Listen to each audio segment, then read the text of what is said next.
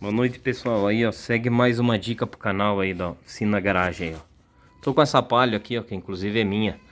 É uma Palio 1.8, 8 válvulas, né, ano 2007. E tem um barulhinho na suspensão que incomoda bastante. Ela faz aquele tec, tec, tec, né, que acho que muita gente já pegou aí na linha Palio, Siena, Fiat Strada, né, com esse sistema aqui. Eu já peguei nos Palio 97 também com esse problema. O que é aquele barulho lá? Você leva na oficina, às vezes o cara vai, troca isso, troca aquilo, troca o batente, fica bom um tempo, daqui a pouco volta. Então aqui o macete aqui que eu achei o problema. É esse batente aqui, ó. Esse batente vai, que vai original, tem a coifa aqui e dentro tem aquela espuminha, né?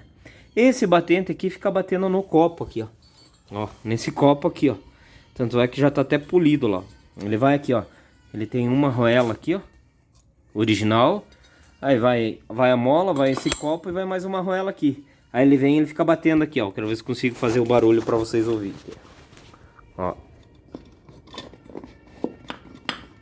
Esse barulho, ó. Então, eu vou mostrar pra vocês aqui como ele tá pegando aqui, ó. Tá vendo?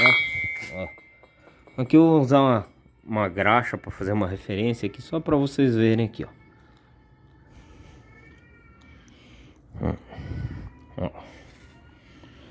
Pode ver que tá sequinho ali, tá vendo? Olha lá. Então,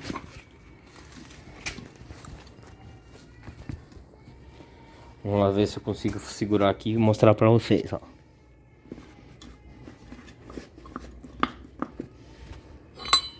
Então, olha lá, ó. Tá vendo que a graxa pegou lá em cima? Por isso que ele fica fazendo aquele tec, tec, tec, tec. Uma solução que eu achei aqui pra resolver o problema, que não vai ter nenhum outro problema, né? Mas claro, tem que desmontar aqui, é calçar aqui, ó. Então eu comprei duas arruelas aqui, ó. Duas arruelas que dá no furo aqui, ó. Ó. Uma, duas.